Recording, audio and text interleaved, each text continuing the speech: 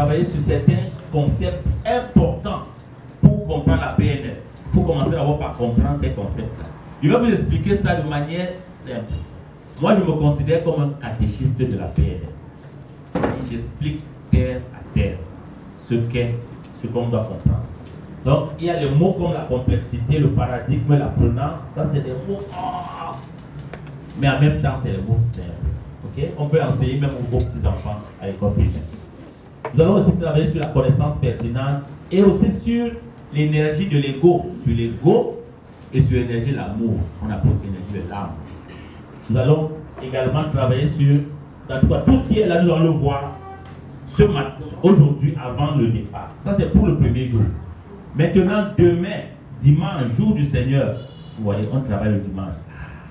On pensait que pour honorer le jour du Seigneur, vous pouvez travailler. Sauf que ceux qui nous enseignent d'honorer le jour du Seigneur, c'est eux qui travaillent le plus le dimanche et les frères. Alors, demain, nous serons ici. La sœur va vous expliquer comment on va faire ça.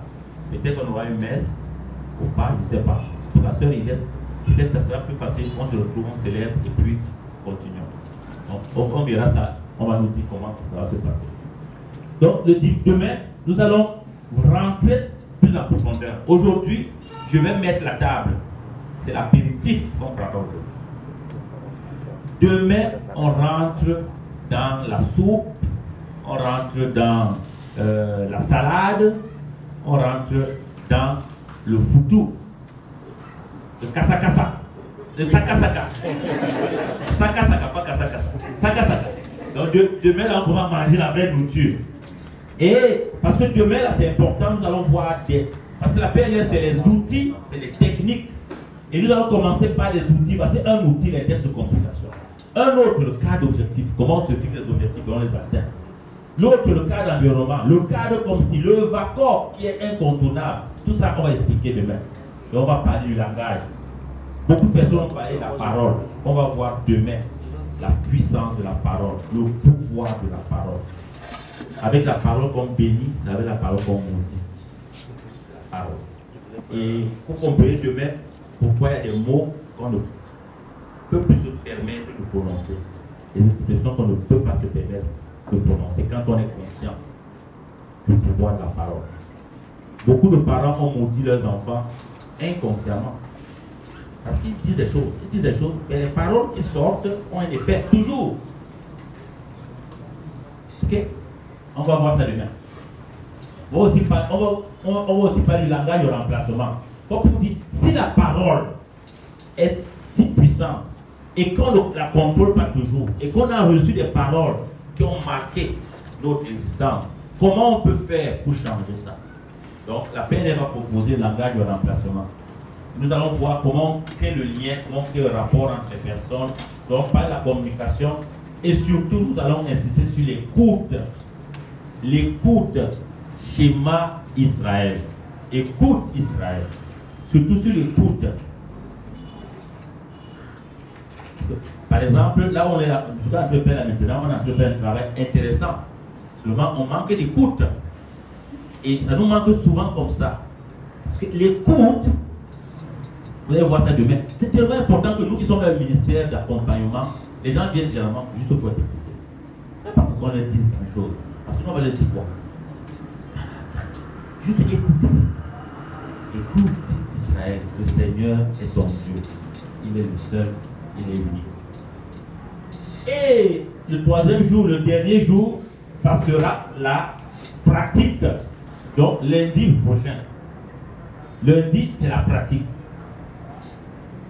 Là maintenant, on va manger la langue, on mange, on sert le vin. Ah, on sert le vin, c'est le jour de. Et puis on prend le désert. Parce que là, on va faire des pratiques. On va prendre un outil puissant, le métamodèle. On va vous montrer comment se construit la carte du monde. C'est-à-dire ce qui est dans ta tête qui te permet de. Comme tu vis là. Comment ça s'est construit pour que tu sois ce que tu es aujourd'hui? Pour que tu fasses comme tu fais aujourd'hui, que tu te comportes comme tu te comportes aujourd'hui, que tu aies les émotions que tu as aujourd'hui. Comment ça fait comment pour arriver à ça? On va voir ça. Et vous pouvez construire votre carte du monde, reconstruire votre carte du monde. Donc aujourd'hui, c'est une journée de déconstruction. Je vous avise déjà, ça peut vous bousculer aujourd'hui. Demain, on va commencer à recoller les morceaux le troisième jour. Ah, vous savez. Donc si vous ne faites que le premier jour, je vais vous déconstruire, vous allez rentrer déconstruire, il n'y aura pas moyen de vous reconstruire. Donc c'est déconstruction, reconstruction. C'est bon? Donc on va déconstruire aujourd'hui. Peut-être il y a des fois où vous me demandez si je suis même un chrétien. Ça va, ça peut arriver, ne dis pas ça va arriver. Donc soyez solide, ok? N'ayez pas peur. Comme le Seigneur dit, n'ayez pas peur. Et nous allons aussi travailler sur les techniques comme le feedback, l'ancrage. L'ancrage, c'est la programmation, la reprogrammation. Je décide d'ancrer en moi, pardon, je décide d'ancrer en moi ce que je veux. Parce que l'environnement, les parents, l'école, la famille, la société, l'église ont ancré en moi ce que je ne voulais pas toujours. Puisque quand tu es enfant, tu encaisses. À un moment donné, tu dis, mais je veux prendre ma vie en main. C'est moi maintenant qui vais ancrer en moi ce que je veux. Je ne vais plus laisser tout le monde ancrer en moi. Ça, c'est très important. Nous allons travailler sur la technique d'échelle des valeurs. La valeur, c'est ce qui est important aux yeux de quelqu'un. Qu'est-ce qui est important à mes yeux? Avant de se séparer lundi, chacun aura ses 5 valeurs racines. 5 valeurs importantes. Vous allez voir quelqu'un, vous prenez son argent, ça ne lui dit rien. Un autre, vous touchez ses 5 francs. Ah, il te poignarde. Qu'est-ce qu'il fait ça? Alors qu'il a beaucoup d'argent. Parce que l'argent, pour nous, c'est une valeur racine. Un autre, c'est le respect. Si tu lui demandes le respect, ah non, là, ça ne marche pas. Parce que le respect, c'est la valeur racine. Un autre, c'est la dignité. Un autre, c'est l'amour. Un autre, c'est le plaisir. Un autre, c'est la famille. Un autre, c'est la foi. Peu importe. Donc, vous allez voir vos valeurs racines. Et là, vous allez comprendre pourquoi certaines personnes, parfois, ils disent, je ne peux pas laisser. Parce que ça tient ici. C'est sa valeur racine. Et on va travailler ces valeurs. Et nous allons terminer, si on a le temps, avec un bonus. C'est les niveaux logiques qu'on voit normalement au niveau praticien. Mais on va voir au niveau la base également. Ok? Donc ça, c'est le programme. C'est un programme dense, un programme fascinant. C'est une trans-formation qui commence aujourd'hui. Donc, il y a quelque chose qui va se passer qui fera qu'il y aura un avant et un après base PNL. C'est une formation qui ne ressemble pas aux autres formations. Vous allez vous rendre compte. Très bien, coach. Super.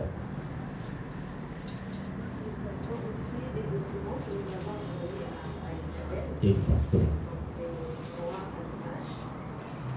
Voilà. Je vais expliquer ça peut-être. Oui. Alors, tout à l'heure, la sœur Ida va vous distribuer deux feuilles. Il y a le premier qui est le droit d'image. Vous savez, votre droit, c'est votre image, c'est votre droit. Personne ne peut prendre votre image et l'utiliser. Sauf si vous le dites oui. Alors, nous, comme une école, vous êtes une école en ligne, une école virtuelle. Vous aurez accès à l'image de beaucoup de dizaines de personnes. On a déjà formé plus de 1000 personnes à la PNL. Il y a plein de personnes qui sont formées, que vous connaissez même. Certains ils sont au Congo, en Afrique, partout, ils sont là. Alors vous allez voir leur image. Et c'est uniquement à l'usage pédagogique, académique de la formation. Ce n'est pas à usage commercial ou bien non. Ok? Donc c'est ça. Et de l'autre côté aussi, vous allez gagner un autre fait qu'on va vous donner. C'est les droits d'auteur. C'est que vous allez recevoir des ressources pédagogiques et didactiques du CFC. Vous engagez aussi à les utiliser pour vous seulement, pas des fins de commerce. Donc si vous avez votre ami qui n'a pas fait la formation, vous n'avez pas le droit de photocopier plusieurs et distribuer les copies à vos amis. Non. Souvent même je dis, même en communauté, si vous êtes 2 religieuses et qu'une a fait la formation, imprimez une copie, si elle veut lire, elle vient lire votre copie. Vous n'avez pas à photocopier pour distribuer à toute la communauté. Là, vous aurez enfreint au droit d'auteur. C'est des choses auxquelles on devrait s'habituer parce que le monde fonctionne comme ça. Il y a un prêtre à Toronto. Il était un grand théologien et communicateur. C'est lui qui l'a metté d'ailleurs à l'époque le porte-parole du pape, là, le jésuite, ça s'appelait comment? Donc, c'était Lombard. Il y avait un porte-parole du Vatican qui était un jésuite à l'époque de Lombard, celui qui était l'adjoint Lombard, un Canadien. Alors je parle de lui pourquoi? Parce que il était obligé, il était président d'une université au Canada, c'est lui qui était le président directeur général de Sel et Lumière, qui est le pendant de KTO au Canada, dans la chaîne catholique, etc. Mais il a dû démissionner de toutes ses fonctions et partir vivre au couvent, tout simplement parce qu'on avait dit qu'il a plagié un texte. Or, quand ce père, le père Rosica, Thomas Rosica, un homme intelligent comme tout, mais quand c'est un homme d'honneur, il a tout abandonné, il est parti rester dans un couvent. Rien qu'à cause des droits d'auteur. C'est fort, hein? Donc, c'est juste pour dire que les droits d'auteur, c'est important. Okay? C'est très important. Ce n'est pas pour vous effrayer, c'est tout simplement pour vous dire que vous allez dire qu'aujourd'hui, on va le premier jour, c'est déconstruction. Après, on va reconstruire. Très bien. Donc, je vous donne